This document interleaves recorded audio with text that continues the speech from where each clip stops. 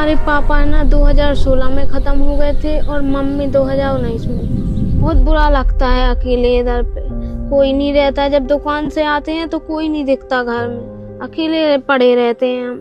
Mummy papa की बहुत याद आती है। और हमारे तो खाने का ही पता नहीं रहता था तो हमें शादी का सोचें हम। कोई दिन तो लगता है जैसे मर जाएं। इस देश में हजारों बेटियां हैं जो पैदा तो हुई लेकिन किस्मत ने उन्हें पिता का साया नहीं दिया।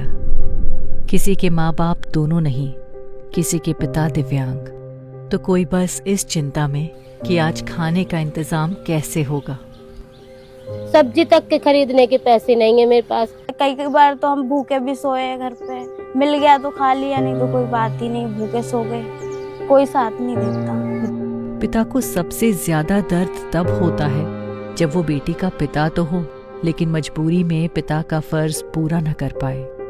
और इन बेसहारा बेटियों के लिए शादी कोई खुशी नहीं, एक डर बन जाती है। जब हमारी सहेलियों की शादी होती थी तो हमें बहुत बुरा लगता था कि हमारी कैसे होगी, हमारी माँ नहीं कर पाएंगी। जिनके माँ बाप है ना, उनके यहाँ जाते थे तो देखते थे कि उनके यहाँ ये सब होता है, खाना वाना होता है, शादी के मतलब सब कार्यक्रम होते हैं। और हम अपना सोचते थे तो फिर हमें लगता था हमारा तो कुछ नहीं होगा। अब टेंशन तो हमें भी थी शादी के लेके, लोग भी काफी बोलते थे, उल्टा सीधा भी कहते थे। सबकी शादी होती थी, सब लड़कियों को मेरी दुख था कि मेरी लड़की कैसे शादी होगी, मेरी लड़की की मेरे को जो ही दुख था।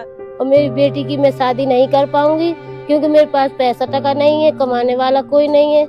मेरे माँ पिता विकलांग हैं, इसमें टेंशन होती है कि मेरी शादी कैसे हुई है कैसे न हुई है। रोती रही, मजदूरी करते हैं। जब रात न कटती हो, कब कोई ये कहने वाला ना हो डर मत मैं हूँ। जब घर में चूल्हा जलाना मुश्किल हो तो बेटी की शादी का सोचना किसी अपराध जैसा लगने लगता है। ये सिर्फ गरीबी नहीं थी, ये उस डर का नाम था जो बरसों से एक माँ के दिल में पल रहा था।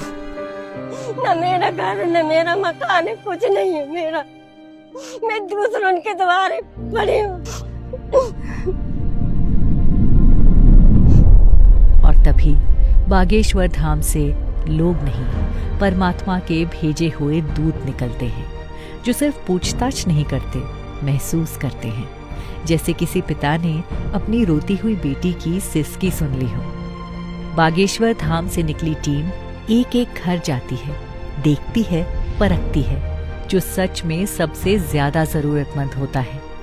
परमात्मा के द्वारा उनका चयन कर किया जाता है। हमारे गांव में बागेश्वर धाम से सर्वे टीम है वो आई हुई, जिनने आवेदन किया था उनके बारे में पूछा है, लोगों से जानकारी जुटाई है, बड़ी ही बारीकी से सूक्ष्मता से सर्वे कर रहे हैं कि कहीं अपात्र व्यक्ति को विवाह समारोह में लाभ न मिले। तो वाकई में जो चयन किया जा रहा है गरीबों का ही किया जा रहा है, निर्धन लोगों का किया जा रहा है। किसी ने हम बताया था कि बागेश्वर धाम से शादी होती है तो हम गए थे, वहीं फार्म भरा हमने। हमारे पास जैसे ही फोन आया हमें बहुत खुशी हुई कि हमारी शादी महाराज के हाथों होगी।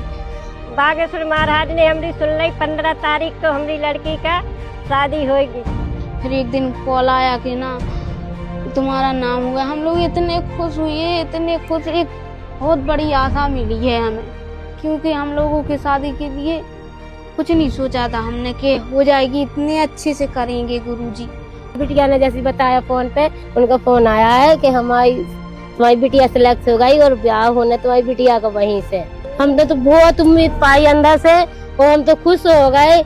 और हर साल इन चुनी गई बेटियों के सामूहिक विवाह में महाशिवरात्रि के पावन अवसर पर बागेश्वर धाम में पंडित धीरेन्द्र कृष्ण शास्त्री किसी संत की तरह नहीं, एक पिता की तरह खड़े होते हैं। महाराज जी तो पिता की तरह मिल गए हमें कि उनने हमारा दुख बांट लिया। हाँ, अब हमें शादी की चिंता नहीं है क्योंकि गुरुजी का हाथ है हमारे सर पे। महाराज जी को अपना धर्म पिता मानना चाहती है। गुरुजी जब नौगांव में आए थे ना तो उनने ना हमको गोद भी लिया था, बोल रहे थे आज से हमें तुम्हारे माँ बाप, परेशान नहीं होना। हिंदुओं द्वारा मंदिर में आए दान के पैसों से हिंदू बेटियों को सोना, गहने, पलंग, अलमारी और इस बार 30,000 की FD भी। ये सिर्फ पैसे नहीं, ये उस भरोसे की रसीद होगी कि ये बेटी अब अकेली नहीं है। उपहार के लिए एक एक चीज ऐसे चुनी जाती है जैसे अपनी बेटी के लिए हो, ताकि ससुराल में कोई ये न कह सके ये तो गरीब घर की है। इतना सब हमारे मतलब माता पिता नहीं कर पाते जितना वो कर रहे हैं। हमारा मतलब बैंक बैलेंस नहीं दे रहे हैं, सोफा सेट, गहने, रसोई का सामान वगैरह सब दे रहे हैं। हमने घर गृहस्थी का इतना सामान दे रहा है कि हमने सपने में कभी नहीं सोची थी कि हमारी लड़की को इतना मिल जाए। जब संसार मुंह मोड़ लेता है तब ये बेटियां बागेश्वर धाम की शरण में होती हैं। हर मंदिर में भगवान मिलते हैं, लेकिन हर जगह पिता नहीं मिलते। आज बागेश्वर धाम में भगवान भी हैं और 300 बेसहारा बेटियों के पिता भी। हमें बहुत खुशी भाई कि हमें ऐसे पिताजी मिल गए। जैसे वो कर रहे हैं हर लड़की के लिए, गरीबों के लिए बहुत अच्छा कर रहे हैं। हमारे लिए तो बहुत ही ज्यादा अच्छा कर रहे हैं। ऐसे पिता हर लड़की को मिले और बहुत धूमधाम से हमारी भी शादी होगी। धन्यवाद गुरु जी। हम धर्म पिता तो हैं, हमने जन्म भले ही नहीं दिया। मेरी बेटियों, तुम्हें चिंता नहीं करना है। जब तक हमारे तन में प्राण रहेंगे तब तक तुम बिना माँ बाप के नहीं हो।